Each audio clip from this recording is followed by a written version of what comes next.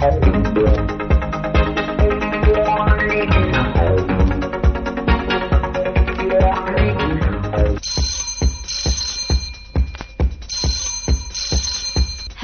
Doctor.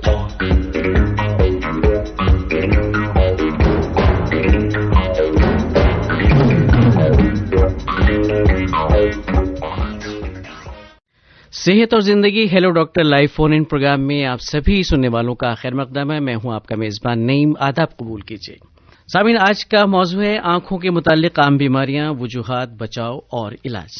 इसके मुतालिक आप भी सवालात कर सकते हैं हमारे एक्सपर्ट से। और आज हमारे एक्सपर्ट हैं डॉक्टर खुशी Tahaliyani, senior eye surgeon, Safdarjung hospital, new Delhi के। और आपका शुक्रिया अदा करते हैं कि आपने अपना कीमती वक्त निकाला और स्टूडियो में आप तशरीफ लेकर आए। जी शुक्रिया। डॉक्टर तहलियानी, देखिए आज चूंकि मौजू तो हमने बता ही दिया, आंखों से मुतालिक आम बीमारियां। जी, सबसे पहला हमारा जो सवाल है वो आपसे यही होगा कि आम बीमारियां कौन कौन सी हैं, क्योंकि आंखों की बहुत सारी बीमारियां होती हैं। तो हम चाहेंगे थोड़ा सा हमारे सामीन को आप ये बताएं कि खास तौर पे मतलब किन का जिक्र किया जा सकता है। जिस तरीके से हमारे देश, हमारे मुल्क में नहीं अन्य मुल्कों में सबसे कॉमन बीमारी जिसे मोतियाबिंद के नाम से जानते हैं, सफेद मोतियाबिंद। ये एज रिलेटेड डिजीज है जो कि एज से आपको मरीजों में देखी जाती है और ये सामान्यतः दोनों ही लिंगों में पाई जाती है, चाहे आप स्त्री हो चाहे पुरुष हो। ये बहुत ही कॉमन बीमारी है। इसके अलावा हमारे ग्लूकोमा जिसमें आंखों का प्रेशर बढ़ जाता है, ये मोस्ट कॉमन बीमारियां हैं। इसके अलावा हमारी और सिस्टमिक डिजीज की वजह से जो डिजीज हमारी आंखों में इफेक्ट करती हैं वो है उक्त रक्तचाप, जिसे हाई ब्लड प्रेशर कह सकते हैं, और सेकंड डायबिटीज। ये दो बीमारियां ऐसी हैं मोस्ट कॉमन। इसके अलावा भी काफी बीमारियां हैं, पर ये मोस्ट कॉमन दो बीमारियां हैं जो कि हमारी आंखों का जो पर्दा होता है उस पर ये असर डालती है। अच्छा, आपने बताया जैसे कि ये मोतियाबिंद के मुतालिक कैटरेक्ट या ग्लूकोमा दोनों के, इन दोनों में जो बुनियादी फर्क है वो क्या है? जिस तरीके से हम सबसे पहले अगर बात करें सफेद मोतियाबिंद, इसके अंदर जैसे कि एज रिलेटेड, जैसे कि हमारे बाल सफेद हो जाते हैं, इसमें कुछ भी नहीं है। हमारे आंखों के अंदर जो नेचुरल लेंस है उसकी सफेदी को हम मेडिकल लैंग्वेज में मोतियाबिंद के नाम से जानते हैं। इसका सबसे इम्पोर्टेंट यही है कि इसमें अगर मरीज समय रहते हुए ऑपरेशन करा ले तो उसकी विजन बड़ी अच्छी विजन आ जाती है और 90 to 95% में सेम विजन जो कि आपके अडल्टहुड में विजन होती है, सेम विजन आने के चांस रहती हैं। एक तो ये होगी। सेकंड, हमने बताया कि आंखों का प्रेशर बढ़ना, जिसमें आंखों का प्रेशर बढ़ जाता है, उसके वो डिजीज अलग है। उसमें यह है कि या तो आंखों के जो लेंस के पीछे जो आपका विट्रस में का प्रेशर बढ़ जाए, या लेंस के आगे जो आपका स्पेस होता है जिसमें एक्वस ह्यूमर होता है, उन दोनों में से किसी का भी अगर ड्रेनेज ठीक तरह से नहीं हो रहा और वो ड्रेनेज न होने की वजह से उसकी वजह से आंखों में प्रेशर दबाव पड़ रहा है, उसे काला मोतिया ग्लूकोमा के नाम से जानते हैं। और हम अपने सामीन को ये भी बताना चाहेंगे कि जो आंख का प्रेशर डॉक्टर साहब बता रहे हैं, ये आंख का अपना प्रेशर होता है, ब्लड प्रेशर से इसका रिलेशन नहीं, ज्यादा रिलेशन नहीं होता। पर ये अगर हाई ब्लड प्रेशर है तो वो आंखों का प्रेशर बढ़ा सकता है, but this is not the only factor. Other factor involve, जैसे मैंने कहा कि अगर ड्रेनेज ठीक तरह से नहीं हो पा रहा, जिसमें हम कहते हैं कि एंगल क्लोजर कहते हैं कि ड्रेनेज नहीं हो पाता। और सेकेंड होता है ग्लूकोमा, दो तरीके की वैरायटी होती है। एंगल क्लोज की वजह से ड्रेनेज नहीं हो पाता, एक ओपन एंगल, कोई अंदर आंख की कोई स्ट्रक्चर अबनॉर्मलिटी वगैरह हो तो उसकी वजह से उसको ओपन एंगल ग्लूकोमा, जिसमें आंख का प्रेशर बढ़ जाता है। दोनों का मैं इसलिए डिफरेंस कर रहा हूं कि दोनों का ट्रीटमेंट वाइज हम अलग अलग है। क्योंकि अगर एंगल क्लोज है तो हम एंगल को ओपन करने की कोशिश करते हैं, या तो हमारे जैसे कि ब्राउन कलर का पोर्शन जिसको आयरिस कहते हैं उसमें हम छेद कर दें ताकि उसका ड्रेनेज ठीक तरह से हो जाए, प्रेशर कम हो जाए। जी, प्रेशर कम हो जाए। अगर ओपन एंगल है, इसको मेडिकल ट्रीटमेंट से हम ठीक करने की कोशिश करते हैं। अगर वो ना हो मेडिकल थेरेपी कामयाब तो हम सर्जरी ऑप्शन करते हैं। चलिए, इस मुतालिक डॉक्टर साहब आपसे और बातचीत जारी रहेगी। इस बीच लाइन पे एक कॉलर हैं, उनसे बात करते हैं। हेलो जी। हाँ जी बताएं जी। कौन सा बात करें, नाम बताइए। मैं विनय गुप्ता बोल रहा हूँ साहब, माथुर रोड बहेड़ी से। जी, बहेड़ी से विनोद गुप्ता जी। विनय गुप्ता जी, बहुत बहुत खैर मकदम हमारे प्रोग्राम में सेहत और जिंदगी में। शुक्रिया साहब। क्या सवाल है आपका हमारे एक्सपर्ट से, आप बताइए। डॉक्टर साहब नमस्कार। हेलो नमस्कार जी। डॉक्टर सुन रहे हैं आपकी बात जी। मैं पूछना चाह रहा था कि साहब हमारे यहाँ लोग आंखों में काजल और सुरमा भी बहुत लगाते हैं, क्या ये ठीक है? जी, काजल और सुरमा जो आंखों में लगाया जाता है, क्या वो सही है, दुरुस्त है लगाना? ये इनका सवाल है। जी विनय जी का सवाल है ये। जिस तरीके से इनका क्वेश्चन पूछा गया, ये काफी लोगों के जहन में ये क्वेश्चन होता है कि काजल या सुरमा हमारी आंखों पे क्या इफेक्ट डालता है। यूजुअली हमने देखा होगा कि गांव की औरतें या कोई भी काजल सुरमा लगाने की आदत होती है, परंतु ये आदत बहुत ही गलत आदत है। इससे ये होता है कि अगर हम काजल या सुरमा आंखों की पलकों पे लगाते हैं तो हमारी आंखों की पलकों के आसपास जहां से हमारे आई लैशेस निकलती हैं, वहां पर छोटी छोटी सी ग्लैंड्स होती हैं, जहां पर से हमारी आंखों का कोई भी सीक्रेशन या गंदा कोई पदार्थ होता है तो वहां से बाहर आता है। अगर आपने वहां पर as a kajal, as a line की तरह लगा दिया तो उसकी ग्लैंड की जो ओपनिंग होती है बड़ी स्मॉल होती है, तो उनकी ग्लैंड्स की ओपनिंग बंद हो जाती है, जिस तरीके से वो ठीक तरह से वो डिस्चार्ज बाहर नहीं निकल पाता, जिसकी वजह से पेशेंट को रिकरेंट मतलब बार बार इन्फेक्शन होने के चांस, स्वेलिंग वगैरह होने के चांस रहते हैं। तो हम यही एडवाइस करते हैं कि ये काजल सुरमा का प्रयोग आप बिल्कुल ना करें। बहुत बहुत धन्यवाद डॉक्टर। अब इसमें एक बात और है डॉक्टर साहब, खवातीन जो है वुमेन्स आमतौर पे काजल का इस्तेमाल करती है मेकअप के तौर पर जी, तो उनको क्या एडवाइस करेंगे, किस तरह से, मतलब फिर वो उसका कोई ऑल्टरनेट है? जिस तरीके से आप अगर काजल थोड़े टाइम तक अगर किसी शादी या पार्टी में जा रहे हैं तो अगर आप थोड़ी देर के लिए काजल वगैरह का प्रयोग कर रहे हैं तो it is permissible, but for longer term ये परमिसेबल नहीं है। अगर आप मेकअप जब उतारने के लिए अगर आप यूज कर रही हैं तो सॉफ्ट टिश्यू पेपर का इस्तेमाल करें और जहां पर आपने काजल लगाया उसको अच्छी तरह से वाइप आउट मतलब क्लीन कर दें, ताकि वो जैसे कि ओपनिंग को ब्लॉक ना कर पाए वो। तो थोड़े समय तक आप यूज कर सकते हैं, पर डेली यूज करने से आपको ये हो सकते हैं कि ओपनिंग ब्लॉक हो जाए और आपको इन्फेक्शन होने के चांस रहते हैं। तो आप रेगुलर यूज इसका प्रयोग ना करें तो उचित रहेगा। जी, बहुत बहुत शुक्रिया डॉक्टर साहब। और हम बात कर रहे थे मोतियाबिंद के मुतालिक और बात चल रही थी हमारी सफेद मोतियाबिंद और काला मोतियाबिंद। जी, तो काले मोतियाबिंद के मुतालिक जो ग्लैकोमा जिसको कहा जाता है, ग्लूकोमा जो है, उसमें एक तो बुनियादी फर्क आपने बताया था। दो तरह के होते हैं, एक तो ओपन एंगल और एक क्लोज्ड एंगल। ये मैं इसलिए बार बार बता रहा हूं क्योंकि इनका ना ट्रीटमेंट वाइज इनका अलग अलग ट्रीटमेंट हो जाता है कि ओपन एंगल है तो अलग ट्रीटमेंट रहेगा, क्लोज्ड एंगल है तो अलग ट्रीटमेंट रहेगा। जो उसका रीजन है, वजह है, उसके अकॉर्डिंग जो है उसका इलाज मुमकिन है। जी। और ये तो बात हो गई कैटरेक्ट के मुतालिक, और इसमें कैसे मतलब मरीज को ये पता चलता है डॉक्टर साहब कि ये उसका मोतियाबिंद हो रहा है? जिस तरीके से हम सबसे पहले हम सफेद मोतियाबिंद जो कि बहुत ही कॉमन है हर मुल्क में, इसमें सबसे पहले मरीज तो एज उसकी ज्यादा होती है, जैसे कि अगर आप 60 साल से ऊपर है, मरीज ये कहता है कि मुझे दूर की चीजें साफा स्पष्ट रूप से नहीं दिखाई देती। इसके अलावा वो कहते हैं कि मुझे जैसे कि ट्यूबलाइट या किसी लाइट की तरफ देखती हैं तो मुझे चारों तरफ से रंगीन गोले वगैरह दिखाई देते हैं।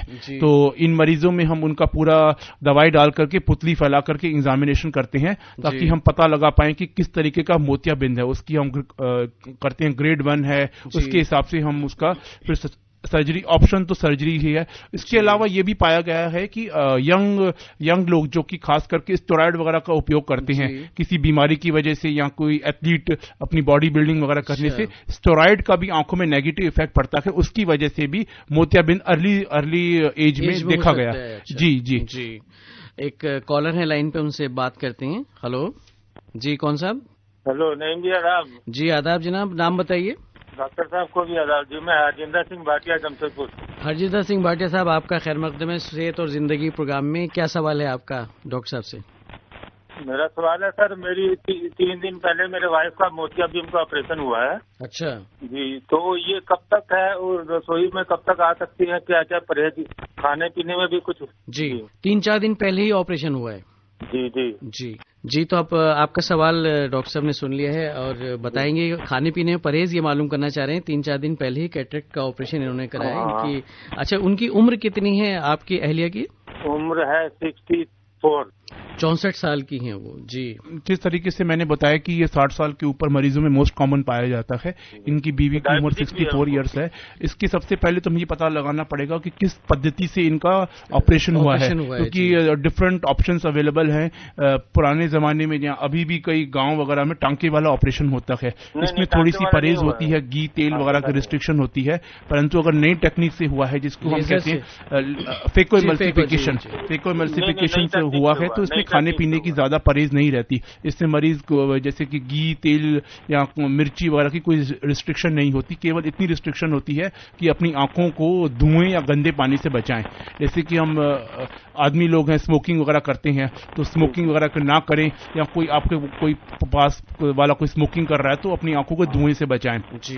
सेकंड ऑप्शन है कि ऑपरेशन वाली आंख को बार बार टैप वाटर या पानी से धोने की कोशिश ना करें, क्योंकि जो टैप वाटर या कोई भी पानी होता है उसमें बैक्टीरिया वगैरह होती हैं, तो इन्फेक्शन के चांस ज्यादा रहते हैं। सबसे इंपॉर्टेंट है अपनी आंखों को धुएं से बचाएं, गंदे पानी से बचाएं। अगर आप बालों को धो रहे हैं, शैम्पू वगैरह कर रहे हैं, तो हो सकता है कि गंदा शैम्पू का पानी या साबुन का पानी आपकी आंखों में चला जाए। अगर आप अभी ऑपरेशन को 3-4 दिन हुए हैं, अगर बाल वगैरह भी धोने हैं तो पीछे से बाल धोएं, ताकि साबुन का या शैम्पू का गंदा पानी आंखों में ना जाए। बाकी खाने पीने में ज्यादा कोई रिस्ट्रिक्शन नहीं रहती। अगर कोई बीमारी वगैरह नहीं है, कोई ब्लड प्रेशर या, तो रिस्ट्रिक्शन हमारी तरफ से कोई नहीं रहती जी। बहुत बहुत शुक्रिया हरजिंदर सिंह भाटिया साहब, आप फोन करने के लिए।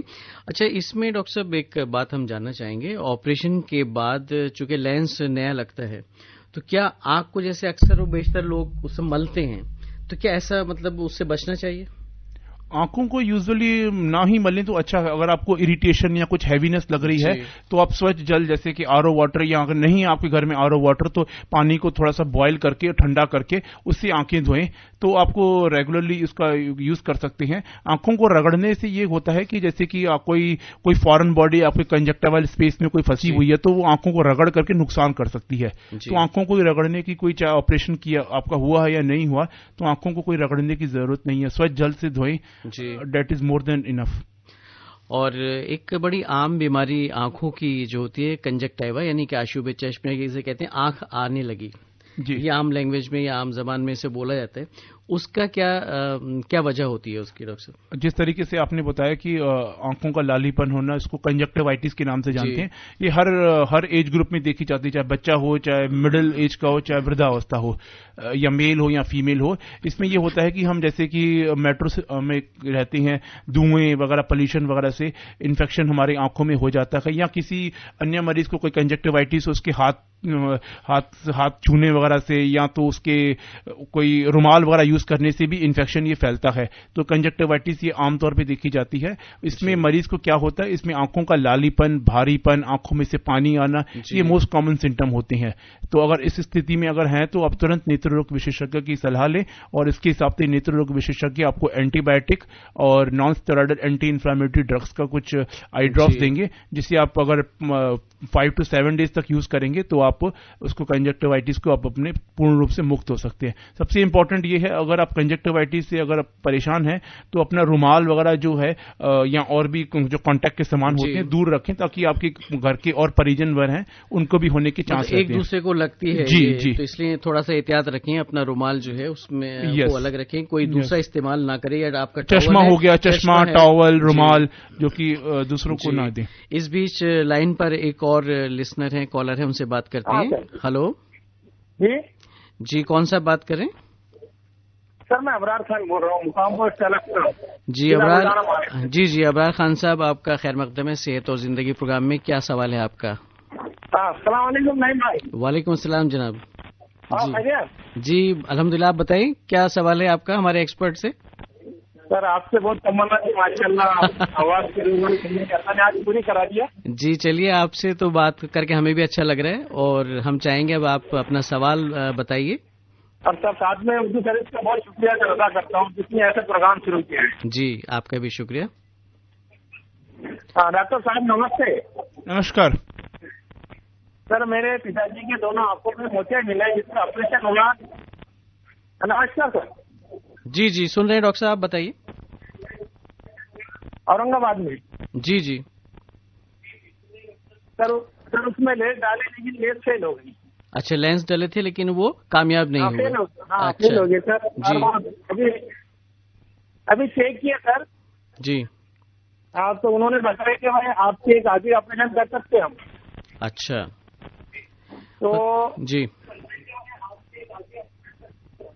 हाँ सर, वो चेक किया उन्होंने अभी। आप अपना रेडियो सेट बंद कर दें तो ज्यादा बेहतर होगा, आपकी आवाज जो है बीच बीच में कट रही है। जी हाँ बताइए जी। सर वो ऑपरेशन करना चाहिए कि लेंस को डबल कर सकते। अच्छा, आप पूछना चाहते हैं कि लेंस मतलब वो कहते हैं ऑपरेशन जो है कामयाब नहीं हुआ मतलब क्या लेंस नहीं डाला उस मरीज के अंदर, या कामयाब किस तरीके से नहीं हुआ? मैं समझ नहीं पाया इनका क्वेश्चन। जी, अगर इसमें लेंस डला है डॉक्टर साहब जी, लेंस अगर डला है, जैसे ये कह रहे हैं कि लेंस डला है, तो वो कामयाब किस वजह से नहीं हुआ? क्या जैसे कि हमने बताया कि अगर हम सर्जरी कर रहे हैं तो जहां पर हम लेंस प्लेस करते हैं पीछे एक छोटी सी झिल्ली होती है जिसको हम पोस्टीरियर कैप्सूल कहते हैं मेडिकल लैंग्वेज में। अगर ड्यूरिंग सर्जरी अगर उसको कोई डैमेज हो जाता है या कोई रप्चर हो जाती है तो ये चांस होता है कि हम लेंस उसको ठीक तरह से हम पोजीशन ना कर पाए। तो इसमें ये चांस होती है कि उनका लेंस सिरकने की चांसेस होते हैं कि लेंस इधर से उधर हिल जाए। अगर लेंस इधर का हिल गया है या पीछे रेटिना में गिर गया है तो इसको हो सकता है कि वो सर्जरी कामयाब नहीं करेंगे। अच्छा। इस स्थिति में हम ये करते हैं कि अगर लेंस पीछे ड्रॉप हो गया है, जिसको मेडिकल लैंग्वेज में कहते हैं लेंस ड्रॉप, इसको हम फिर विट्रोरेटिना सर्जन इनको क्या करते हैं, इनको मशीन के द्वारा विट्रस निकाल करके उस लेंस को निकाल देते हैं। फिर हम दोबारा लेंस डिपेंडिंग अपॉन किस तरह की पेशेंट की आई की कंडीशन है हम सेकंड सर्जरी ऑप्ट कर सकते हैं, जिसके अंदर हम सेकेंडरी आईओएल डाल सकते हैं। या तो वो सूचर के द्वारा फिक्स किया जाता है ताकि वो पोजीशन से हिले ना, क्योंकि जहां झिल्ली अगर वो डैमेज हो गई है तो हिलने के चांस रहते हैं, तो इसलिए हम इसको सूचर से फिक्स कर देते हैं टांके लगा करके, ताकि वो लेंस अपनी जगह से हिले ना। इसको हम सेकेंडरी आईओएल या स्केलर फिक्सेशन आईओएल के नाम से भी जानते हैं। और सामीन, आप तो जानते हैं कि आंखें हमारे लिए कितनी अहमियत का हामिल हैं। बहुत बड़ी नेमत है ऊपर वाले की हमारे लिए, और हमें उसका ख्याल रखना चाहिए। और आज इसी मौजू के हवाले से हम बात करें आंखों के मुतालिक आम बीमारियां, वजूहात, बचाव और इलाज। और जो भी सामीन अपना सवाल हमारे एक्सपर्ट से करना चाहते हैं उनके लिए नंबर बता देते हैं। Phone number 01123421083। आज नंबर हमारा थोड़ा सा तब्दील है, और एक बार फिर बताएंगे 01123421083। और बैरून मुल्क के सामीन व्हाट्सएप के जरिए अपने सवालात हमें तहरीर कर सकते हैं, और हमारा व्हाट्सएप का नंबर है +91 813091 3554। और आंखों के लिए कहा जाता है कि कितनी खूबसूरत नेमत ऊपर वाले ने दी है हमें, तो हम चाहेंगे सामीन को एक नगमा सुनवा देते हैं, उसके बाद इस मुतालिक बातचीत जारी रहेगी। फोन कॉल्स भी हम लेंगे।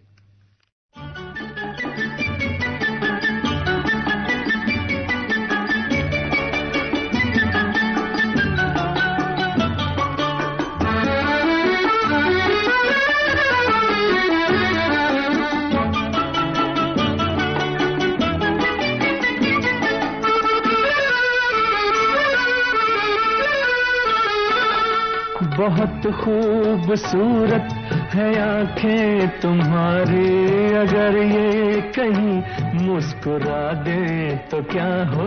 लगी है यूं ही आग दिल में तुम्हारे, हम एक और बिजली गिरा दें तो क्या हो।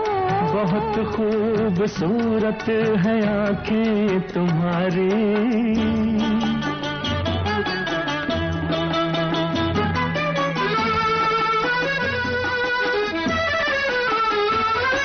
इशारों से छेड़े के हंस कर सताए, हंसी है मोहब्बत की सारी खताएं। इशारों से छेड़े के हंस कर सताए, हंसी है मोहब्बत की सारी खताएं। तुम्हारी खताओं को हम जानते हैं, खताओं से पहले सजा दें तो क्या हो। बहुत खूबसूरत है आंखें तुम्हारी।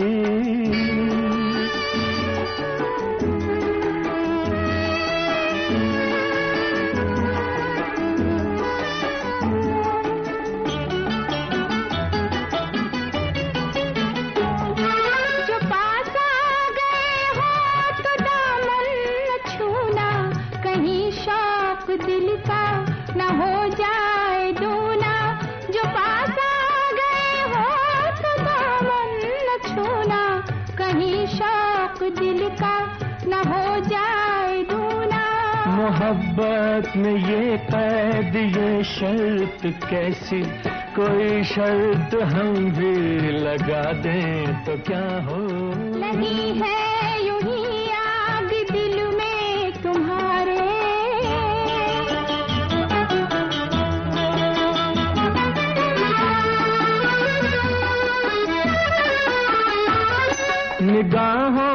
से छोटा सा पैगाम दे दो, तड़पते हुए दिल को आराम दे दो। निगाहों से छोटा सा पैगाम दे दो, तड़पते हुए दिल को आराम दे दो।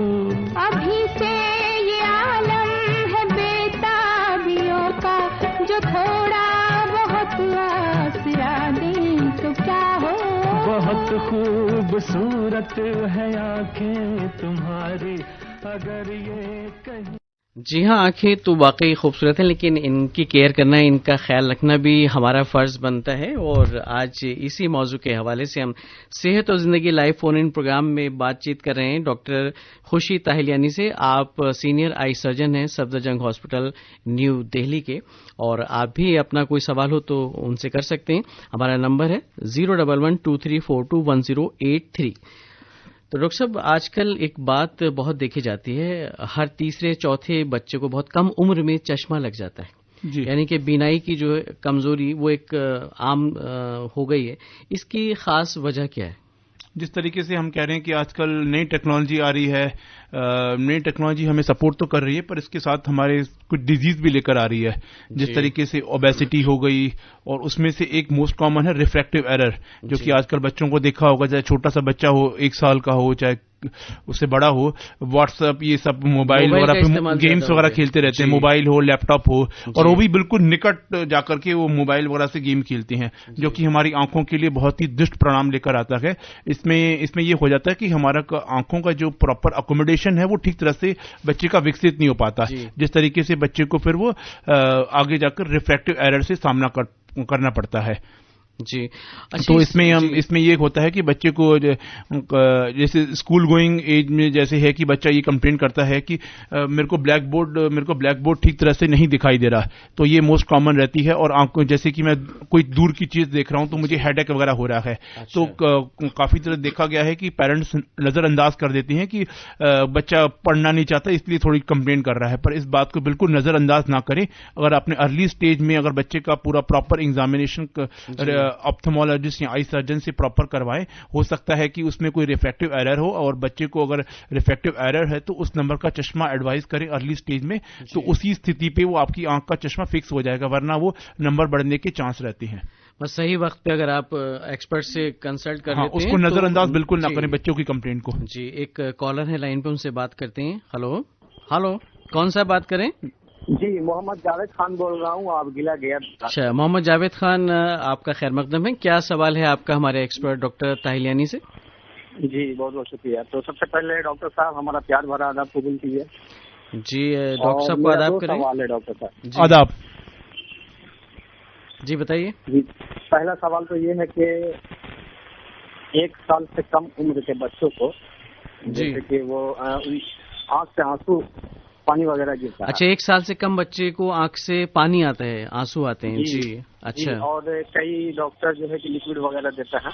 अच्छा, तो फिर भी वो ठीक नहीं हो पाता। और दूसरा मेरा ये सवाल है कि लेंस लगाने के लिए कई डॉक्टर के कई चार्जेस होते हैं, और कई तरह के होते हैं, जैसे 5,000 का है, ये 10,000 का है, ये 15,000 का है, ये लेंस का सिस्टम है।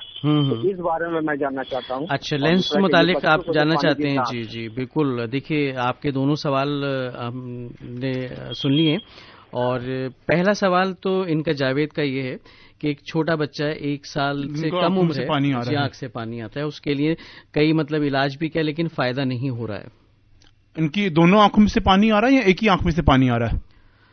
तो ये तो हेलो जावेद जी, शायद लाइन से। चलो, इनके फर्स्ट क्वेश्चन का आंसर कर देते हैं। जिस तरीके से उन्होंने बोला कि बच्चे की उम्र 1 साल से कम है और उनको आंखों में से पानी आ रहा है, ये बहुत ही कॉमन देखा गया है बच्चों में, वाटरिंग आना।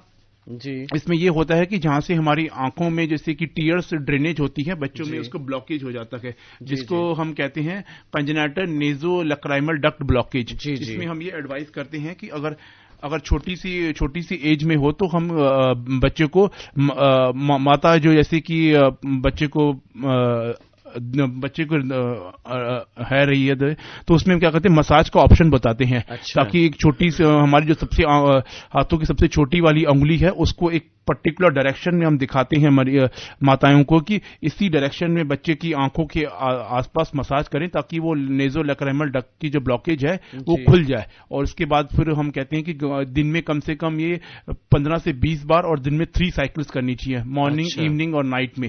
और ठीक तरह से अगर प्रेशर अगर दिया जाए तो उसके खुलने के चांस 90% तक खुल जाती है।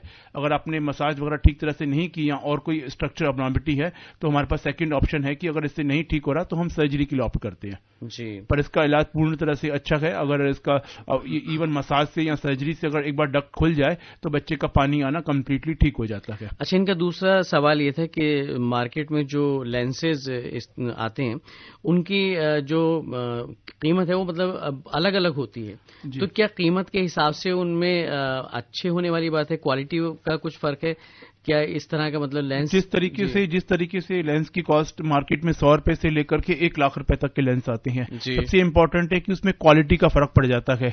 जिस तरीके से आपकी कॉस्ट बढ़ती जाती है उसमें फाइननेस या जैसे कि स्पष्टता जो और क्लीननेस और जैसे कि ये सब उसकी पैरामीटर बढ़ जाते हैं। इसके अलावा हमारे मार्केट में और भी लेंस अवेलेबल हैं जिसको हम कहते हैं मल्टीफोकल लेंस। कई लोग इसके लिए ऑप्शन करते हैं। ये लेंस आपका दूर का, पास का और हर डिस्टेंस का देखने में आपकी हेल्प करते हैं। इसके अलावा अगर पेशेंट को स्पेयर पावर या सिलेंड्रिकल पावर दोनों अगर चश्मे लगे हुए हैं उसमें टॉरिक लेंस एडवाइस करते हैं। इनकी कॉस्ट थोड़ी और ज्यादा होती है जिसमें सिलेंडर पावर को नलिफाई करने के लिए टॉरिक लेंस डालते हैं जिसमें फिर मरीज को कोई चश्मा पहनने की जरूरत नहीं पड़ती आफ्टर सर्जरी। कहने का मकसद यह है डॉक्टर साहब कि जैसी जरूरत है जिस मरीज को मुताबिक हम लेंस एडवाइस करते हैं और वो इस्तेमाल किए जाते हैं। अच्छा, लेंस से मुतालिक एक सवाल मेरे जहन में, लेकिन वो बाद में करेंगे क्योंकि अभी लाइन पे एक कॉलर है। हेलो हेलो हेलो जी, कौन सा बात करें, नाम बताइए।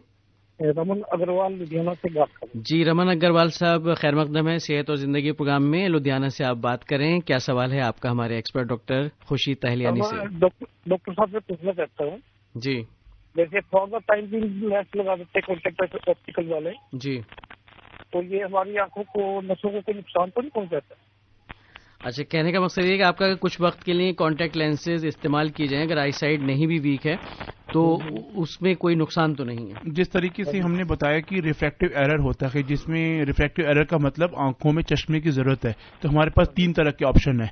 या तो हम उसको ऐनक लगा लें, या तो सेकंड हम कॉन्टैक्ट लेंस यूज कर लें, या थर्ड हम आंखों के अंदर लेंस फिट करा लें।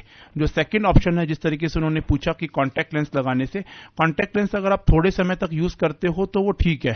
अगर आप उनका कॉन्स्टेंटली उनका यूज करेंगे, क्योंकि जो कॉन्टैक्ट लेंस है वो हमारी जो पुतली का पारदर्शी पार्ट है उसके आगे लगाई जाती है और वो बहुत ही डेलिकेट पार्ट होता है। अगर हम उसमें कॉन्टैक्ट लेंस से कोई खरोंच वगैरह कॉर्निया पे आ गई तो उसमें डैमेज होने के चांस रहते हैं। और आप कॉन्टैक्ट लेंस का कितनी भी आप पहन ले हाई क्वालिटी के किसी भी कंपनी के, उसमें हमारी पुतली के खराब होने के चांस रहते हैं। अगर आप शादी पार्टी या थोड़े समय तक पहनते हैं तो ओके, फॉर लॉन्गर टर्म हम मरीज को एडवाइस नहीं कहते कि कॉन्टैक्ट लेंस का यूज करें वो। जी, ये कुछ वक्त के लिए मतलब आप इस्तेमाल कर सकते हैं, लेकिन बहुत ज्यादा लंबे वक्त के लिए अगर जरूरत नहीं है तो वो नुकसानदेह साबित जी, इन्फेक्शन होने के चांस रहते हैं, आंखों का ड्राइनेस या पुतली खराब होने के चांस रहते हैं। अच्छा, लेंसेज की बात हुई डॉक्टर साहब, इसमें एक बात और भी आती है, जब लेंस आप इस्तेमाल करते हैं तो उनकी केयर भी करनी पड़ती है जी। वो किस तरह की केयर जो है मरीज को करनी चाहिए? जिस तरीके से हम होती हैं, हमारे 2 तरह के लेंस होते हैं। एक तो कॉन्टैक्ट लेंस जिसके बारे में मैंने बताया, कॉन्टैक्ट लेंस ये हमारी आंख के बाहर लगे होते हैं, तो इसमें तो ये केयर करनी पड़ती है कि उसको अगर लेंस यूज करते हो तो आप डेली डिस्पोजेबल टाइप यूज करो ताकि उसमें इन्फेक्शन होने के चांस वगैरह कम रहे। अगर आप इसको कॉन्स्टेंटली यूज कर रहे हैं तो आप इसमें एंटीबायोटिक का इस्तेमाल कर सकते हैं। इसके अलावा लुब्रिकेटिंग एजेंट आते हैं ताकि उसकी जो कॉन्टैक्ट लेंस की जो इसकी वजह से हमारे आंखों के बीच में टीयर फिल्म का है बनाने में हेल्प करते हैं, जिससे वो आंखों में सूखापन नहीं रहता। ये सब वगैरह यूज कर सकते हैं। अगर आप कॉन्टैक्ट लेंस का कोई सॉल्यूशन वगैरह यूज करते हैं तो उसको ब्रांडेड या कोई अच्छी कंपनी से लें, ताकि अगर वो सॉल्यूशन ने प्रिजर्व ठीक तरह से कॉन्टैक्ट लेंस नहीं है तो हमारे इन्फेक्शन के चांस बने रहते हैं। ये तो हो गए कॉन्टैक्ट लेंस जो कि हमारी आंख के बाहर लगे होते हैं। इसके अलावा एक होती है इंट्राओकुलर लेंस जो कि सर्जरी के टाइम हम डालते हैं अगर पेशेंट की मोतियाबिंद की सर्जरी की हुई है। इसमें ज्यादा कोई रखाव की जरूरत नहीं होती, क्योंकि आंख के अंदर फिट होते हैं और इसको मसलने से रगड़ने से उनकी कोई पोजीशन पे कोई फर्क नहीं पड़ता, तो इसमें कोई ज्यादा रख रखाव की जरूरत नहीं होती। अच्छा, एक आम बीमारी और है आंख की, जो जिसे स्टाई या गहरी कहते हैं जी। और कुछ मरीजों में ये देखा जाता है कि वो बार बार निकलती हैं। एक ठीक हो गई, कुछ टाइम के बाद, कुछ वक्त के बाद वो फिर दोबारा हो जाती है। तो उसकी क्या वजह है डॉक्टर साहब, और क्या एहतियात रखनी चाहिए ताकि वो दोबारा ना हो? जिस तरीके से सबसे पहला क्वेश्चन हमारा यही था कि हमें सुरमा या काजल नहीं यूज करना चाहिए। जिस तरीके से मैंने बताया कि सुरमा काजल वगैरह यूज करने से हमारी आंखों की जो छोटी छोटी डक्ट्स की ओपनिंग है वो ब्लॉकेज हो जाती है, जिस तरीके से इन्फेक्शन हो जाता है और वो स्टाई में कन्वर्ट हो जाता है। इसमें जैसे कि हमारी आंखों की जो है बाहर की पोर्शन है उसमें वो स्वेलिंग या रेडनेस आ जाती है, जिसको हम स्टाई कहते हैं। सबसे इंपॉर्टेंट है कि आंखों को आप स्वच्छ जल से धोएं, काजल या सुरमे का प्रयोग ना करें।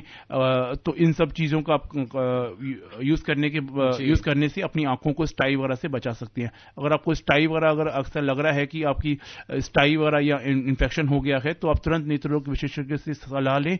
इसमें आपको एंटीबायोटिक वगैरह का कोर्स दिया जाता है जिससे वो पूर्ण रूप से ठीक हो जाती है। मतलब बार बार होने के चांसेस फिर वो खत्म हो जाते हैं या कम हो जाते हैं। इसके अलावा हमने देखा गया है कि स्टडीज में भी कि अगर डायबिटिक पेशेंट हैं तो इनमें भी बिकॉज ऑफ अनकंट्रोल्ड शुगर की वजह से भी इनमें स्टाई होने के, रिकरेंट स्टाई होने के चांस रहते हैं। जी। और कॉल लेने से पहले नंबर एक बार फिर बता देते हैं। हमारा नंबर है 01123422183 23421083 हमारा नंबर है हिंदुस्तान के सामीन के लिए। और बैरून मुल्क के सामीन व्हाट्सएप के जरिए अपने पैगामात, अपने सवालात तहरीर कर सकते हैं हमें। और हमारा नंबर है +918130913554।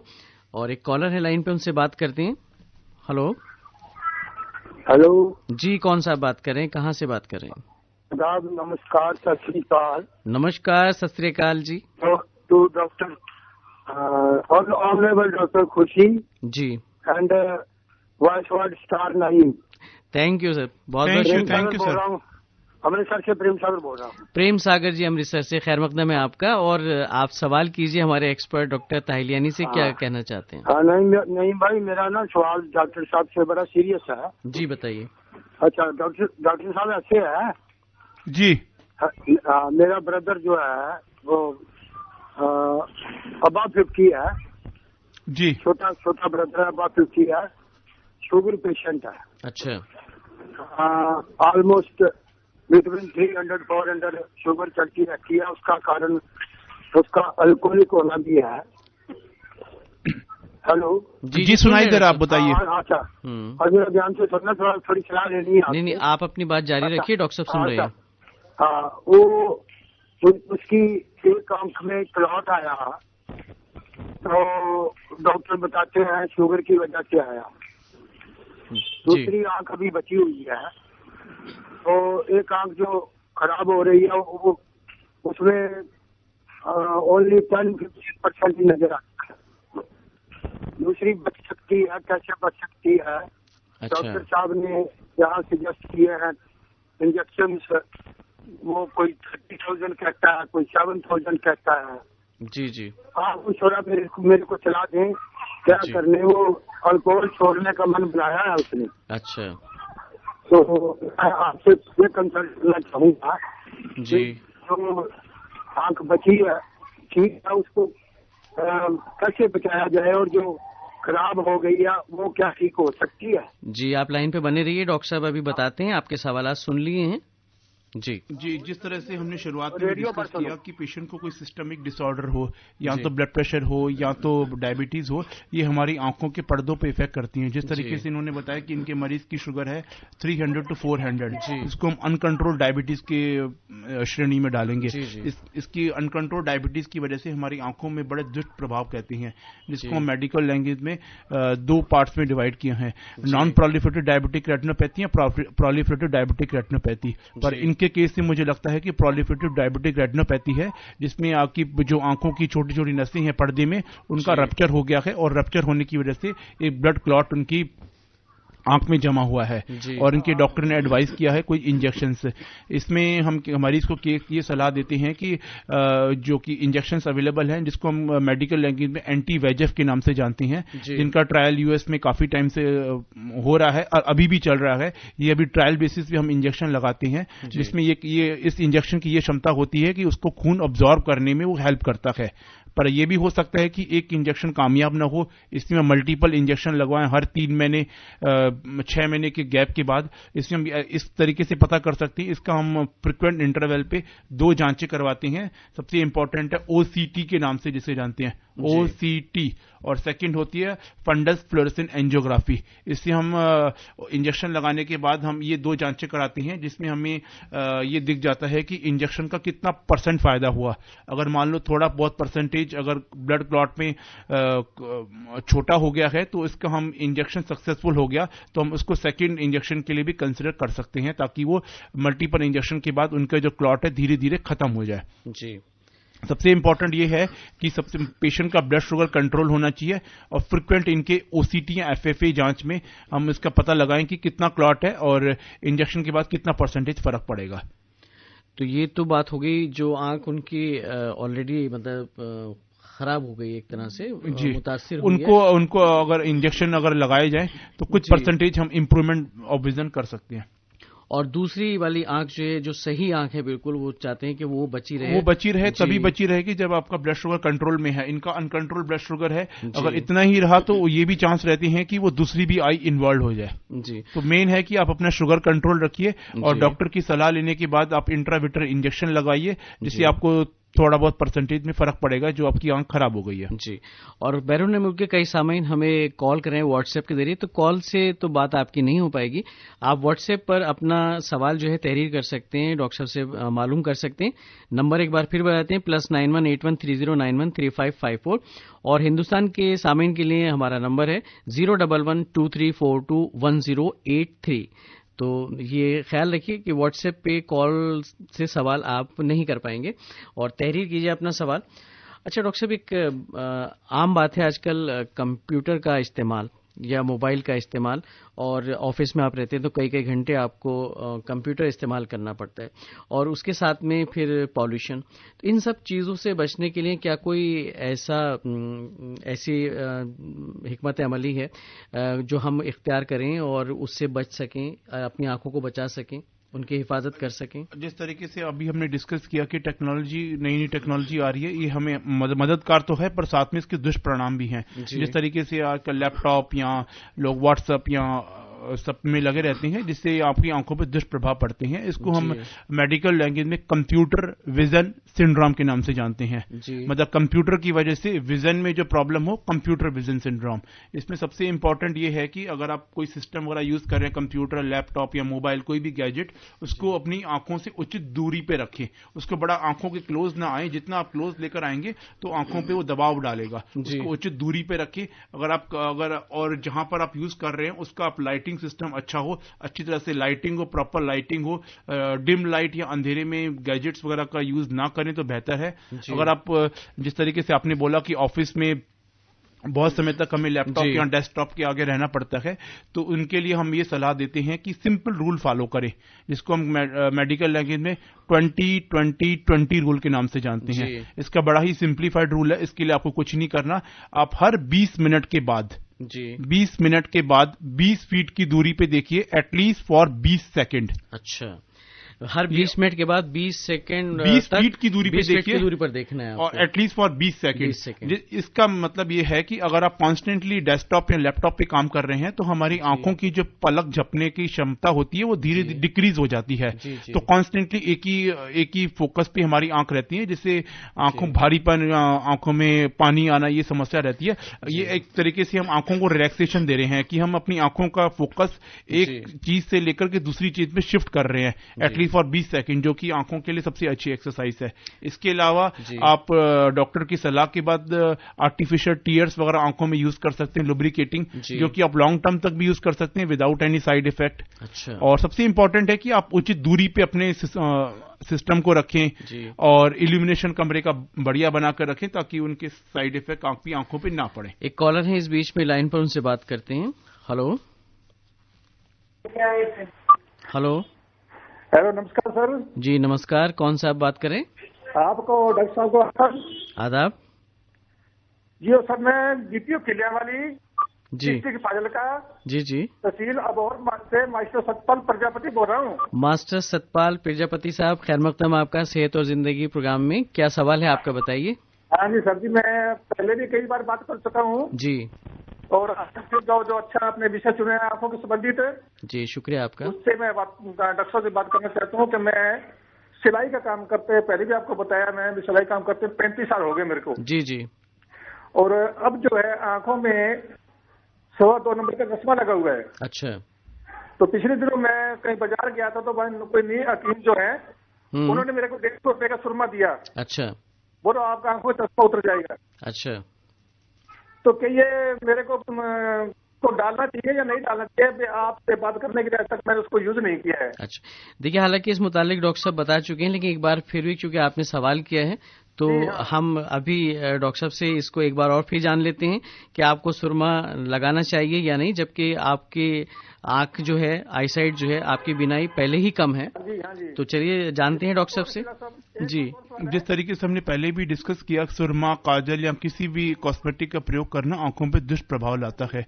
जिस तरीके से उन्होंने कहा कि उनको ऑलरेडी 2.25 नंबर का चश्मा है, ये एज रिलेटेड प्रोसेस होता है, जिसमें एज रिलेटेड 40 साल के बाद आपकी नजदीक के देखने की क्षमता कम हो जाती है, जिसको हम कहते हैं कि रिफ्रैक्टिव एरर कहते हैं, हाइपरमेट्रोपिया के नाम से जानते हैं।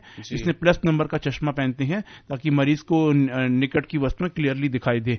ऐसे कोई भी आज तक कोई भी मेडिकल में कोई टेक्नोलॉजी नहीं आई जिस तरीके से आपका वो नजदीक का पावर वो चेंज हो जाए। जी, तो इसमें आप ये सब भूल ना करें कि कोई सुरमा या काजल लगाने से कोई ऐसा कोई नहीं होता जादू कि जिस तरीके से आपका वो चश्मा हट जाए। तो मेरी तरफ से ये सलाह है कि आप उसका प्रयोग बिल्कुल ना करें और पैसों को वेस्ट ना करें। बहुत बहुत शुक्रिया सतपाल साहब कॉल करने के लिए। और अब आपसे ये जानना चाहेंगे डॉक्टर साहब, जो कलर ब्लाइंडनेस होती है जी, वो उसके मुतालिक थोड़ा सा जानना चाहते हैं, हमारे सामने को बताइए वो क्या चीज होती है, उससे कैसे बचा जा सकता है? इससे बचा तो नहीं जा सकता क्योंकि हेरिडिटरी होती है, ये माता पिता से लेकर के बच्चों में ट्रांसफर होती है। इसमें आप ज्यादा कुछ कर नहीं सकते। इसमें ये होता है कि जो हमारे 3 प्राइमरी कलर हैं, रेड, ग्रीन और ब्लू, इसका हम कैसे टेस्ट करते हैं? एक तो प्राइमरी कलर का हो गया और उनको मिक्सचर जो सेकेंडरी कलर्स होते हैं, इसमें वो एक हमारे इशारा चार्ट्स आते हैं जिसमें वो दोनों का मिक्सचर के कुछ कुछ फिगर्स बनी होती हैं, या तो अंकों के हिसाब से 2-3 अंकों के हिसाब से या कुछ ड्राइंग के हिसाब से, जिसमें मरीज को ये कहा जाता है कि उसको आप एक आंख बंद करके राइट आई का फर्स्ट देख करके फिर लेफ्ट आई का हम चेक करते हैं। इस तरीके से हम पता लगाते हैं कि मरीज को कलर ब्लाइंडनेस है या नहीं है। इसका हम ज्यादा कुछ कर नहीं सकते क्योंकि हेरिडिटरी है, इसका हम ज्यादा कुछ कर नहीं सकते। जी, और एक बात और जानना चाहते थे डॉक्टर साहब, आमतौर पे ऐसा होता है कि अचानक आंख में आपके कोई चोट लग गई, इंजरी हो गई और आप घर पे हैं, तो फौरी तौर पे क्या करना चाहिए? जिस तरीके से आप कह रहे हैं कि आंखों में कोई चोट वगैरह लग गई, तो सबसे इम्पोर्टेंट बात यह है कि उस टाइम पे अपनी आंखों को रगड़े या मसले नहीं।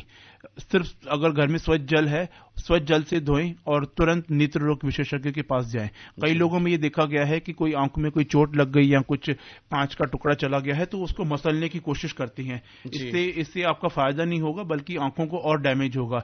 मान लो कोई फॉरेन बॉडी या कोई जैसी कोई चोट लगी है, अगर कोई कंजक्टिवाइल स्पेस में कोई फंस गई है, अगर आप उसको रगड़ेंगे तो पुतली को वो डैमेज कर देगा और आंख को और नुकसान करेगा। तो सबसे इंपॉर्टेंट है कि अगर आपको कोई चोट लगी है, स्वच्छ जल से धोएं और तुरंत नेत्र रोग विशेषज्ञ के ज्यादा उसको रगड़ने की कोशिश ना करें और जहां तक हो सके जितना जल्द से जल्द प्रेशर, कोई भी प्रेशर या रगड़ने की कोशिश ना करें। जी, डॉक्टर से रुजू करें। और एक और कॉलर हैं लाइन पर, उनसे बात करते हैं। हेलो जी, कौन सा बात करें और कहाँ से? मैं जी सुनील पाठक, अनारकली बाजार जगरांव, पंजाब। सुनील पाठक साहब, अनारकली बाजार जगरांव से, खैर मकदम आपका। और क्या सवाल है आपका, बताइए। नहीं जी, नमस्कार। नमस्कार, आदाब। डॉक्टर साहब को नमस्कार। नमस्कार जी। हाँ जी, डॉक्टर साहब इधर मैंने ना जी शुगर है वो 210 या 190 के करीब रहती है। अच्छा। फिर मैं अपनी निगाह भी चेक करवांदा रहा जी, निगाह मेरी बिल्कुल ओके है। अच्छा। ਤੇ ਮੈਨੂੰ ਨਾ ਕਿਸੇ ਵੇਲੇ ਮੈਂ ਜਦੋਂ ਸਵੇਰ ਨੂੰ ਸੁੱਤਾ ਪਿਆ ਉੱਠਦਾ ਜੀ ਮੇਰੀਆਂ ਨਾ ਅੱਖਾਂ ਦੇ ਮੂਹਰੇ ਨਾ ਜਿਵੇਂ ਉਹ ਤਾਰੇ ਜਿਹੇ ਬਣੇ ਹੁੰਦੇ ਆ ਜੇ ਕਰਕੇ ਸਰਕਲ ਜੇ ਜੀ ਜੀ ਉਹ ਕਾਫੀ ਵਾਰੀ ਨਜ਼ਰ ਆਉਂਦੇ। ਫਿਰ ਉਸ ਤੋਂ ਬਾਅਦ मैं यानी कि ना की करता हूँ, आंखों में ना पानी ले लेता हूँ। जी जी, उसके बाद ठीक हो जाते हैं। अच्छा। और मेरी जो निगाह है वो बिल्कुल ठीक है। मेरी उम्र हो गई 52 ईयर की। 52 ईयर्स की एज है। और मतलब आँख के आसपास आपको तारे से मतलब नजर, ये झिलमिलाहट सी नजर आती है? हाँ जी, हाँ जी, एक दायरा नजर आता है, सर्किल। जी हाँ जी, हाँ जी जी। तो डॉक्टर साहब, जिस तरीके से इन्होंने बताया कि ये डायबिटिक पेशेंट है और उनका शुगर आई थिंक 210 के आसपास बताया। से 200 प्लस इन्होंने बताया। यस, तो जैसे कि हमने बताया कि डायबिटिक पेशेंट को हर 3 महीने या 6 महीने के भीतर हर 3 महीने में आप नेत्र रोग विशेषज्ञ के पास जाएं और अपनी आंखों का नियमित रूप से पर्दे का जांच करवाएं, क्योंकि डायबिटिक पेशेंट हमेशा रिस्क रहते हैं कि उनके पर्दे में उनका डैमेज हो जाए। सेकंड, उन्होंने ये क्वेश्चन पूछा कि उनकी आंखों के आगे तारे की या फ्लोटर की तरह दिखाई देती है, जिसको मेडिकल लैंग्वेज में फ्लोटर के नाम से जानते हैं। इसमें ये age related procedure, age related की तरह कह सकती हैं। जिस तरीके हमारे आंखों का स्ट्रक्चर है, जिस तरीके से हमने बताया कि लेंस और पर्दे के बीच में एक स्पेस होता है जिसको हम विट्रस के नाम से जानते हैं। एजिंग के हिसाब से उसमें डीजनरेशन वगैरह हो जाता है, फिर इसकी जो इमेज है पर्दे पे बन जाती है और मरीज को ऐसा लगता है कि मेरी आंखों के आगे कुछ मक्खी या तारे की तरह फ्लोट कर रहे हैं। तो इससे ज्यादा कोई, अगर इनकी विजन वगैरह दिखने में कोई दिक्कत नहीं है तो इससे कोई घबराने की जरूरत नहीं है। एज रिलेटेड प्रोसीजर है तो इसमें आप ज्यादा कुछ कर नहीं सकते। इसको यही है कि आप इसको अवॉइड करें। अगर आपको ये दिखाई दे रहे हैं तो आप थोड़ी आंखों की पोजीशन थोड़ी चेंज करके ऊपर नीचे करके आप उनको अवॉइड करने की कोशिश करें। ज्यादा इसमें आप कुछ कर नहीं सकते क्योंकि एज रिलेटेड प्रोसीजर है और ना तो इसमें कोई सर्जरी हम करते हैं ना तो कोई मेडिकल ट्रीटमेंट है। अच्छा डॉक्टर साहब, ये तो कुछ बीमारियां इस तरह की हो गई जो सिस्टमिक आपने बताई थी, और कुछ बीमारियां ऐसी होती हैं जो मॉर्फोलॉजिकल, जिनमें कई बार ऐसा होता है आंख की जो हमारी आईलिड है जिसे हम पपोटा कहते हैं वो थोड़ा सा नीचे लटक सा जाता है जी। उसको वैसे तो मेडिकल टर्म में शायद टोसिस बोलते हैं। जी तो वो क्या, उसका वजह क्या होती है और क्या उसका इलाज होता है? जिस तरीके से आपने कहा कि हमारी आंखों की जो है पलक नीचे झुक जाए उसको हम मेडिकल लैंग्वेज में टोसिस के नाम से जानते हैं। ये कई चीजों से हो सकती है। कंजेनिटल, या तो बच्चे को पैदाइशी है, मतलब अनुवांशिक है, पैदाइशी टाइप। सेकंड, ट्रॉमा की वजह से कोई चोट वगैरह हो लग गई है, जिस तरीके से हमारी एक नर्व सप्लाई होती है उसको डैमेज हो जाए ट्रॉमा में तो उसकी वजह से ही पलक झुक सकती है। सिनाइल, मतलब एज के हिसाब से भी आपको हो जाए, तो इसके मल्टीपल रीजन होते हैं। और इसमें यह हो सकता है कि depending upon the condition of the patient और एज, हम इसका अगर सर्जरी करें, इसमें हम स्लिंग सर्जरी करते हैं। इसमें धागे से पलक को ऊपर उठा दिया जाता है जिससे वो आपका टोसिस 90 to 95% तक करेक्ट हो जाता है। 100% की मैं नहीं गारंटी इसके कह रहा कि आप कहीं से भी कराएंगे, क्योंकि ये मसल है। अगर कोई नर्व डैमेज है या ये कोई एजिंग की वजह से है तो हो सकता है कि वो दोबारा झुक जाए। तो इसलिए हम इसका 100% रिजल्ट तो कहीं भी कोई नहीं बताएगा। अप टू 90 to 95% में इसको करेक्ट करते सर्जरी के तरीके से जी। और एक और कॉलर लाइन पर है इस बीच में, उनको लाइन पर लेते हैं। हेलो हेलो हेलो सर जी, नमस्ते। डॉक्टर साहब को भी मेरा नमस्कार। जी नमस्कार। कौन साहिब हैं, नाम बताइए। मानेगांव, बालाघाट, मध्य प्रदेश से कुमारी बसंती बघेल बोल रही हूँ। अच्छा, कुमारी बसंती बघेल साहिबा, क्या सवाल है आपका हमारे एक्सपर्ट? सर जी, मेरा ये सवाल है कि ना, मैं मतलब मुझे बहुत रोना आता है कोई बात को लेकर के, तो आंसू बहुत जोर से निकलता है, तो क्या उससे नुकसान होता है? और दूसरी समस्या ये है कि मैं सिलाई का काम करती हूँ, तो क्या सिलाई मतलब कुछ दिनों तक क्या आँख खराब हो जाएगा क्या? 2 सवाल है सर। जी बिल्कुल, आपके सवाल डॉक्टर साहब ने सुनिए और आपको जवाब देते हैं। जिस तरीके से ये बता रही हैं काफी इमोशनल लेडी लगती है जी, मुझे बार बार रोना आ जाता है जी। तो ये तो आमतौर है। रोने से हम ये नहीं कह सकते कि आंखों में कोई दुष्प्रभाव पड़ता है। इसमें आपका टीयर्स का ड्रेनिंग हो रहा है, और अगर आपका कंटिन्यूस भी हो सकता है तो ये हो सकता है कि पोल्यूशन की वजह से या कोई स्मोक की वजह से, या लेडीज चूल्हे या धुएं पे काम करती हैं अंगीठी वगैरह पे, तो उसमें भी ये आंखों में स्ट्रेन पड़ता है और वो ऐसे पानी की तरह निकलता है। तो इसमें डिपेंडिंग पेशेंट को क्या कंडीशन, उसके हिसाब से हम पेशेंट को एंटी एलर्जिक या एंटीबायोटिक का ड्रॉप्स देते हैं जिससे वो ठीक हो जाता है। सेकंड ऑप्शन है, सेकंड क्वेश्चन इनका ये था कि इनको सिलाई का काम करती हैं तो इनकी आंखों पे क्या दुष्प्रभाव है। अगर ये कोई भी व्यक्ति जैसे कि 40 साल से ऊपर है तो उनका जैसे अकोमोडेटरी पावर नष्ट हो जाती है उम्र के हिसाब से, तो हम ये क्या करते हैं, प्लस नंबर का चश्मा एडवाइस करते हैं। अगर वो नजदीक का काम, सिलाई का काम, बुनाई का या कोई नजदीक का रीडिंग का ये काम कर रहे हैं तो उसमें प्लस नंबर का चश्मा देते हैं जिससे वो आंखों पे अकोमोडेशन पावर का स्ट्रेन ना पड़े और वो अच्छी तरह से उसको क्लियरली देख पाए। तो स्पेक्स लगा के, चश्मा लगा करके वो नजदीक का काम कर सकती हैं जिससे कोई ज्यादा दुष्प्रभाव नहीं पड़ता आंखों में। अच्छा, कोई खास उम्र में आने पर जो है चश्मे को लगाना चाहिए? जैसे आपने कहा, रीडिंग की बात की, 40 प्लस में मोस्टली 90% लोगों में देखा गया कि उनको नजदीक का क्लियरली नहीं दिखाई देता, तो उनको प्लस नंबर का चश्मा एडवाइस करते हैं। जी, तो डॉक्टर से रुजू करें और उसके बाद जो है चश्मे का इस्तेमाल करें ताकि आपकी जो बीनाई है ज्यादा स्ट्रेन ना पड़े और फिर नंबर काफी ऐसा ना कि आप उसको इग्नोर करें और नंबर बढ़ता जाए और फिर आपको दिक्कत हो। जी, और इस बीच में एक और कॉलर है लाइन पर, उनसे बात करेंगे, लेकिन पहले नंबर बता देते हैं 23421083 और 011 जरूर लगाइए फोन नंबर से पहले हिंदुस्तान के सामेन के लिए। व्हाट्सएप का नंबर है +918130913554। बैरून मुल्क के सामेन तहरीर कर सकते हैं इस नंबर पे अपने सवालात। और लाइन पर एक कॉलर है, उनसे बात करते हैं, जानते हैं उनका क्या सवाल है।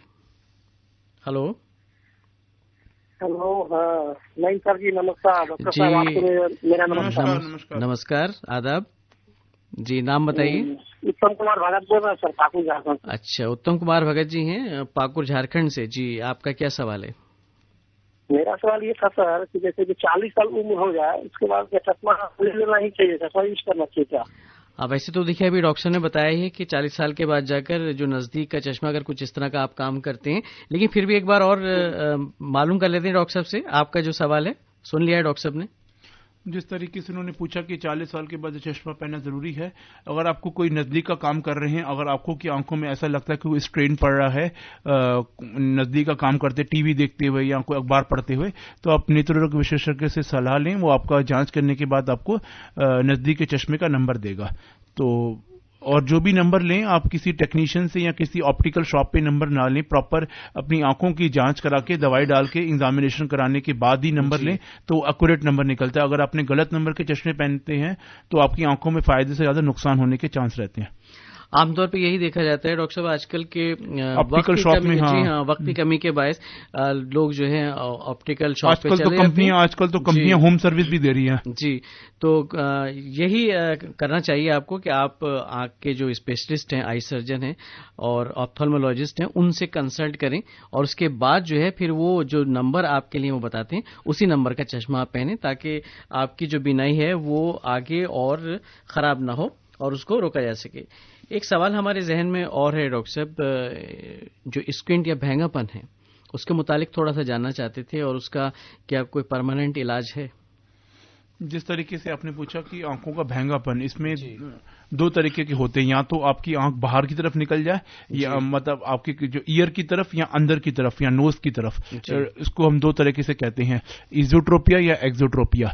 और बाहर की तरफ निकली गई है तो उसको मेडिकल लैंग्वेज में एक्सोट्रोपिया कहते हैं, और अंदर की तरफ आ गई तो इजोट्रोपिया, कन्वर्जेंट स्क्विंट के नाम से भी जानते हैं। ये आमतौर पर बच्चों पर देखा गया है। One of the most common जिसकी वजह से भैंगापन है इज रिफ्रैक्टिव एरर। अगर बच्चे को कोई चश्मा है, अगर उसको इग्नोर किया है तो आंखों उसको एडजस्ट करने के लिए बाहर या अंदर की तरफ जाने की रहती है, तो रिफ्रैक्टिव एरर ये कॉमन है। इसके अलावा कंजेनिटल भी देखा गया है कि बच्चों में शुरुआत बचपन से ही हो। जी, इसका बड़ा ही सफल इलाज है। सबसे पहले हम क्या करते हैं, रिफ्रैक्टिव एरर की जांच करते हैं। अगर उसमें फिर रिफ्रैक्टिव एरर के बाद बच्चे को चश्मा एडवाइस किया जाता है। सेकंड ऑप्शन है ऑक्लूजन थेरेपी। जो आपकी नॉर्मल आंख है उसको हम ऑक्लूड बंद कर देते हैं, ताकि जो आपकी वीकर आंख है, स्क्विंट वाली आंख है, भैंगेपन वाली, तो बच्चा उस आंख को यूज करे ताकि वो आंख की स्थिति नॉर्मल पोजीशन में आ जाए। थर्ड ऑप्शन है, अगर इनसे नहीं ठीक होता तो सर्जिकल ऑप्शन है, जिसकी काफी अच्छे रिजल्ट है।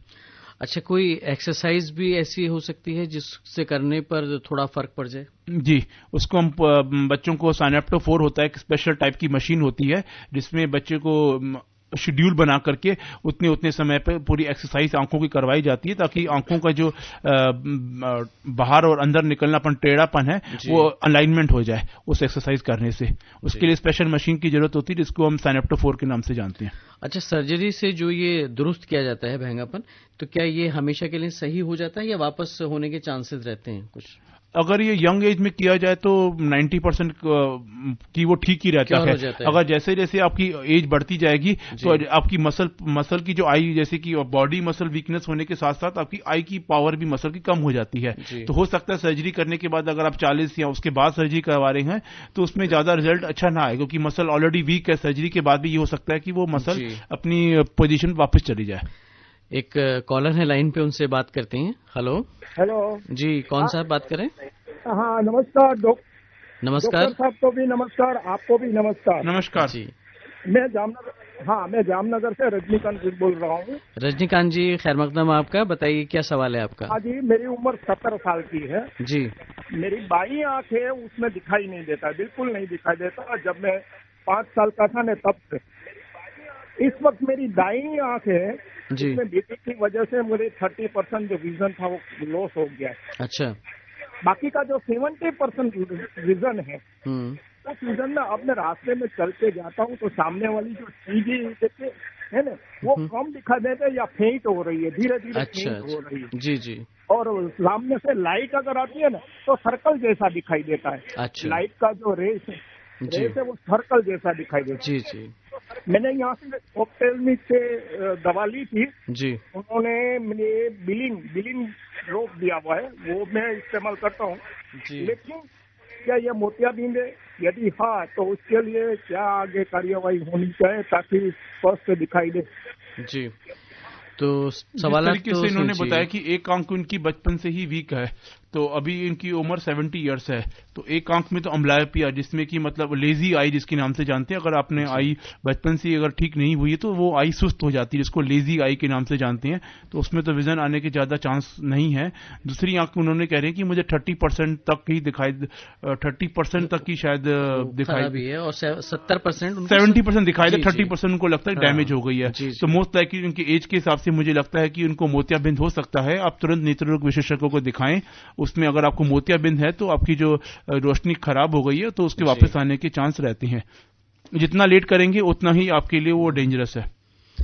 अच्छा डॉक्टर साहब, कुछ लोगों को जैसे जैसे शाम ढलती है या रात की तरफ बढ़ती है शाम, तो कुछ दिखना कम हो जाता है, जिसको नाइट ब्लाइंडनेस भी शायद कहा जाता है। ये क्या है और किस वजह से होता है? नाइट ब्लाइंडनेस या रेटिनाइटिस पिगमेंटोसा के नाम से जानते हैं, जिसमें ये दोनों अलग ही कहें। अगर फर्स्ट कैटेगरी में हम कहें तो नाइट ब्लाइंडनेस, तो अगर बच्चों में है तो छोटे बच्चों में तो ये विटामिन ए की डिफिशियंसी से हो जाती है, परंतु आजकल इसके चांस कम है क्योंकि गवर्नमेंट के प्रोग्राम में विटामिन ए एक सिरप फॉर्म में आता है, ऑयल फॉर्म में, जिसमें बच्चे को इंजेक्शन के टाइम पे पिलाया जाता है। तो इसके कंपेयर टू अगर हम 10 साल पुरानी बात करें और आज के स्टेटस को ले लें तो इसकी नाइट ब्लाइंडनेस की उसकी वजह से विटामिन ए डिफिशियंसी की वजह से उसकी काफी कम हुई है। सेकंड नाइट ब्लाइंडनेस हमें देखा गया रेटिनाइटिस पिगमेंटोसा के नाम से, जो कि हेरिडिटरी होती है, हेरिडिटरी कंडीशन है जो कि माँ बाप से बच्चों की तरफ पैदाइशी होती है। तो उसमें ये हो जाता है कि मरीज ये स्टार्टिंग में बच्चे कंप्लेन करते हैं कि मुझे नाइट में क्लियरली नहीं दिखाई देता जी। तो इसका कोई ज्यादा सफल इलाज नहीं क्योंकि हेरिडिटरी है। इसके ट्रायल चल रहे हैं यूएसए वगैरह में, परंतु अभी तक कोई सफल इलाज नहीं आया। अगर विटामिन ए डिफिशियंसी की वजह से है तो वो करेक्टिव है, रेटिनाइटिस पिगमेंटोसा की वजह से इज नॉट करेक्टिव है। अब देखिए वक्त तो बहुत कम है डॉक्टर साहब, लेकिन जाने से पहले एक बार आपसे ये जानना चाहेंगे कि हमारी जो बीनाई है, आईसाइट है, वो बिल्कुल दुरुस्त रहे, उसके लिए कोई ग़िज़ा के मुतालिक आप बताइए क्या डाइट मतलब लेनी चाहिए? सबसे पहले इम्पोर्टेंट है हमारी आंखों के लिए विटामिन ए, क्योंकि ये एक पिगमेंट ऐसा होता है कि जो कि रॉड्स एंड कोन, जो कि हमारे छोटे छोटे सेल्स होती है आंख में, उसके लिए बहुत जरूरी होता है। आप वो सब्जियां फल फ्रूट लें जिसमें विटामिन ए ज्यादा हो, जैसे कि आम हो गया, पपीता हो गया, या अगर सब्जियों की बात करें तो पालक वगैरह, जिसमें आपका विटामिन ए की प्रचुर मात्रा में होती है। परंतु आजकल बच्चे पिज्जा बर्गर में ही लगे रहते हैं, तो इनकी वजह से भी ये उनको बच्चों में सिम्टम है। सेकंड इंपॉर्टेंट है, अगर आप कोई गैजेट वगैरह कोई डिवाइस वगैरह यूज कर रहे हैं उसको उचित दूरी पे रखें, और जैसे कि मैंने 2020 का रूल बताया उनको करें। अगर बच्चा कोई स्कूल में ये कह रहा है कि मुझे ब्लैक बोर्ड या कोई नहीं दिखाई दे रहा, उसका आप रिफ्रैक्टिव एरर की जांच कराएं और अपनी आंखों को स्वच्छ जल से धोएं, और कोई भी सुरमे या काजल का प्रयोग ना करें। और आप कोई ब्लड प्रेशर या कोई डायबिटीज है तो आप हर 3 महीने में या 6 महीने में अपने पर्दे की जांच करवाएं। ये सब आप मोटी मोटी बातों को अगर ध्यान में रखते हैं तो अपनी आंखों को बचाव कर सकते हैं। सबसे इंपॉर्टेंट ये है कि अगर आपकी कोई जैसे कि चोट वगैरह लग जाए या कोई फॉरेन बॉडी फंस जाए, उसको रगड़ने की कोशिश ना करें। अगर आप ये नियमित रूप से कुछ उपचार करते हैं तो अपनी आंखों को आप लंबे समय तक ठीक रख सकते हैं। तो सामीन, आज हम बात कर रहे थे सेहत और जिंदगी live phone in programme hello doctor में आंखों की मुतालिक आम बीमारियों से, और हमारे साथ आज स्टूडियो में मौजूद थे eye expert senior eye surgeon doctor Khushi Tahiliani. Doctor Khurshid तालियानी, हम आपके बहुत शुक्रगुजार हैं, आपने कीमती वक्त निकाला, स्टूडियो में आए। धन्यवाद स्टूडियो में आमंत्रित करने के लिए। जी, और आइंदा कभी आपसे फिर आपको बुलाएंगे और कुछ और बातें होंगी, क्योंकि ये इतना लंबा एक टॉपिक है आंखों के मुतालिक, जिसको एक घंटे में खत्म करना बहुत मुश्किल है, लेकिन जो भी बातें आपने बताई बहुत ही मुफीद बातचीत रही। बहुत बहुत शुक्रिया आपका।